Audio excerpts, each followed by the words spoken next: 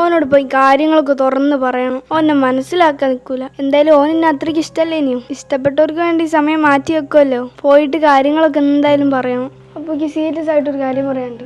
ഇത്രയും നാളെ ഞാൻ എന്നോട് സീരിയസ് ആയി പറഞ്ഞ കാര്യം നിനക്ക് കേൾക്കാൻ സമയമില്ലേനല്ലോ. പിന്നെ എന്തിനാ ഈ ഇപ്പം ഇങ്ങോട്ട് വന്ന്?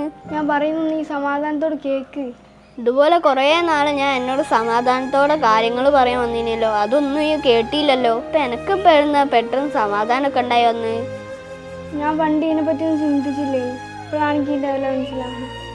ഇപ്പോഴാണല്ലേ എനിക്ക് വില മനസ്സിലാവുന്നത്. അപ്പോൾ കുട്ടാ ഈ ഞാൻ പറയുന്ന ഒന്ന് കേൾക്ക്. എനിക്ക് എവിടെയെങ്കിലും കുറച്ച് സമാധാനം തരുമോ? എനിക്കിപ്പം വേണ്ടത് സമാധാനം. അല്ലാണ്ട് എന്നെ കൂടെ വർത്താനം പറഞ്ഞു നിൽക്കാനൊന്നും എനിക്ക് സമയമല്ലപ്പോൾ. അപ്പോൾ കുട്ടാ അങ്ങനെയൊന്നും പറയില്ല. എൻ്റെ മൈൻഡ് എന്തോ പോലെ ആവുന്നു. മൈൻഡ് ഇപ്പം എന്തോ ആവാം. എന്താ ഉള്ളത്? എൻ്റെ മൈൻഡ് ഇങ്ങനെയൊക്കെ ആയതാ. ഇല്ലാതെ ഒട്ടും പറ്റാതെ ആയിട്ടുണ്ട്. പിന്നെ ഈ ഓവറാക്കാൻ നിൽക്കല്ലോ മോളെ.